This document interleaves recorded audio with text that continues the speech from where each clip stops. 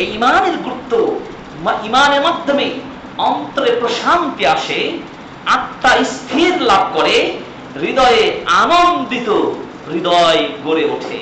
রব্বে কারীম এই জন্য বলেছেন সূরা রাদের 28 নম্বর আয়াত, আল্লাযীনা আমানু ওয়া তাতমাইন্নু কুলুবুহুম বিযিকরিল্লাহ আলা বিযিকরিল্লাহি তাতমাইন্নুল কুলুব। আল্লাযীনা যারা আমানু ঈমান এনেছে, ওয়া তাতমাইন্নু কুলুবুহুম ঈমান আনয়ন করার কারণে তাদের অন্তরটা প্রশান্তি লাভ করবে।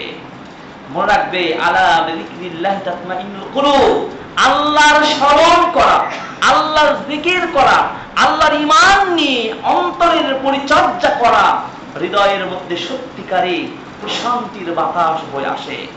ঈমানের যে মহৎ উপকারিতা, বারাকাময় প্রভাব এবং দীর্ঘস্থায়ী কল্যাণ যে রয়েছে, তা আল্লাহ ব্যতীত অন্য কেউ গণনা করে শেষ করতে পারবে না। ঈমানের ফলাফলের পরিমাণ কত বেশি কোন মানুষ তা উপলব্ধি করে গণনা করতে পারবে না। চিন্তা করেছেন? কারণ আল্লাহ সুবহানাহু ওয়া তাআলা সূরা আস-সাজদার 17 নম্বর আয়াতে বলেছেন, ফালা তা'লামু নাফসুম মা উখফিয়া লাহুম মিন কুররাতি আ'য়ুনিন জাযাআন বিমা কানু ইয়া'মালুন। কোন নাফস, কোন ব্যক্তি, কোন আত্মা জানে না তার জন্য নয়ন প্রীতিকর কি লুকিয়ে রাখা হয়েছে তাদের কৃতকর্মের প্রতিদান স্বরূপ।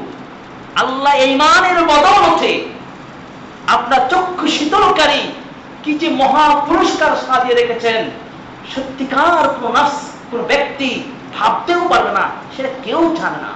তার মানে প্রাইসটা কত বড় হবে, কত উপকারী হবে, কত আনন্দময় হবে।